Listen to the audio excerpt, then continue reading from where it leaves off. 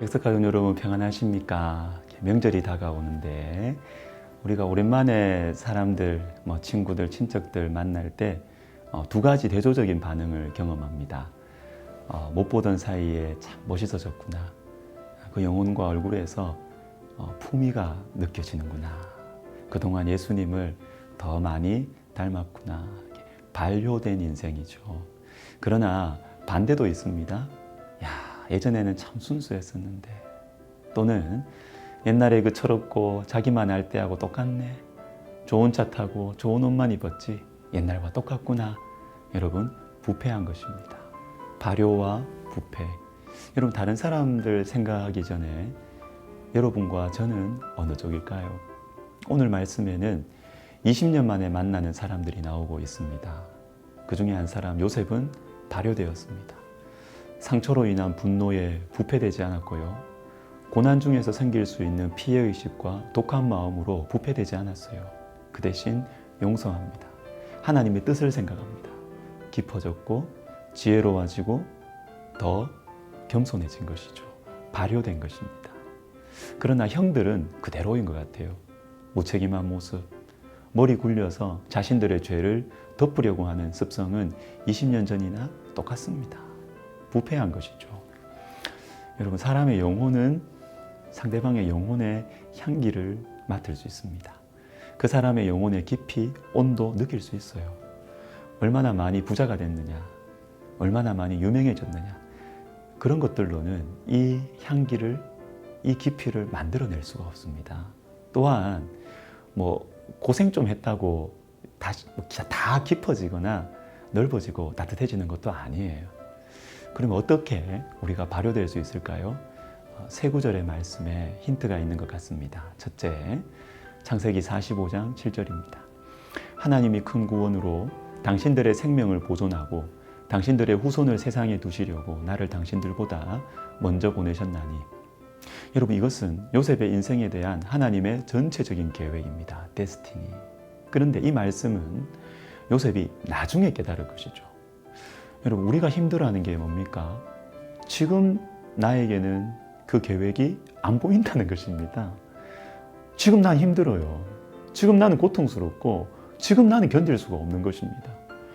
발효되는 과정이 힘든 것이죠. 여기에서 우리는 두 번째, 세 번째 말씀을 보아야 합니다. 창세기 39장 2절에 여호와께서 요셉과 함께 하심으로 그가 형통한 자가 되어 그의 주인 애굽 사람의 집에 있으나 그의 주인이 여호와께서 그와 함께 하심을 보며. 보디발의 종이 되었을 때예요. 그러니까 푹푹 썩어갈 때입니다. 하나님께서 그런데 요셉과 이때에 함께 하셨습니다. 그것도 그의 주인이 알 정도로. 자, 여러분, 여기에서 우리는 고통스러운 이 발효의 과정을 감당할 수 있는 길을 발견할 수 있어요. 하나님과 함께 하는 것입니다. 당장 결론이 보이지 않아도, 답이 보이지 않아도 하나님과 자주자주 만나면 이 힘든 과정을, 발효의 과정을 감당할 수가 있는 것입니다. 자, 그러면 어떻게 하나님과 함께 할 수 있을까요? 세 번째 말씀, 시편 105편 15절에서 17절. 그가 한 사람을 앞서 보내셨으며 요셉이 종으로 팔렸도다. 그의 발은 착고를 차고 그의 몸은 쇠사슬에 매였으니 곧 여호와의 말씀이 응할 때까지라 그의 말씀이 그를 단련하였도다. 하나님의 말씀이 요셉을 단련한 것입니다. 말씀의 단련. 여러분, 이 표현 속에는 물론 고통도 있어요. 그러나 하나님의 위로도 있습니다. 답을 분명하게 알지는 못하지만 하나님께서 내 곁에 계신다, 하나님께서 나를 붙들고 계신다는 사실을 믿게 하는 하나님의 위로, 말씀의 감동, 은혜가 있는 것입니다. 이 말씀의 위로를 붙들고 힘든 하루하루를 답을 몰라도 살아가는 것이죠. 주님은 날 아신다.